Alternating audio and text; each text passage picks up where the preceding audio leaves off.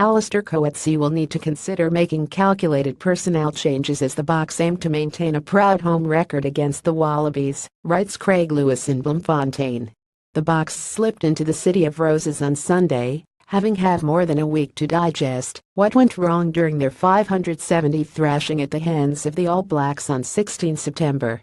They will insist they've put that result behind them, but simply cannot afford to head into Saturday's penultimate rugby championship clash without at least addressing some key problem areas. While many may have expected more squad changes, the dropping of Francois Hougaard and inclusion of talented youngster Allister Coetzee does point to the fact that the problems at halfback and out wide against the All Blacks did not go unnoticed.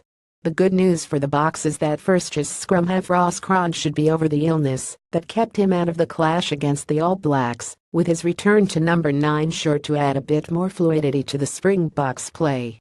While that is one automatic selection presuming Cron is back to full fitness, it now remains to be seen whether Coetzee will make notable changes out wide.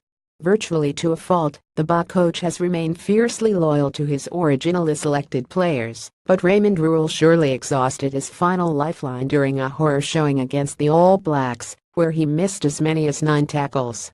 Considering Dylan Lates has spent an extended period of time with the Boks since June, he must be the frontrunner to replace Rhule and make his Roonan debut, albeit potentially in the less familiar right-wing position. Throughout his tenure, Coetzee generally has erred on the side of conservative selections, which suggests it's unlikely that Coetzee will be rushed straight into frontline action after only just joining the squad. Should he impress the coaches sufficiently, though, he may emerge as a dark horse to start in place of Curtin Skousen, who has battled with inconsistency in the Rugby Championship. Among the forwards, the recall of Francois Lau from England points to another change in the loose trio, with the Boks clearly seeing the need to introduce another experienced campaigner to the team.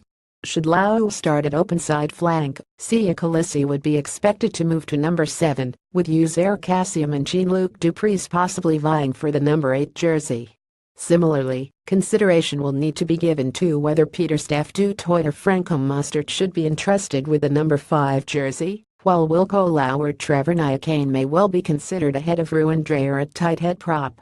Whatever the case may be, the Boks do head into Saturday's encounter with recent history on their side, having won their last 4 games against Australia in South Africa, while keeping the visitors to 10 points or fewer in each of those 4 fixtures.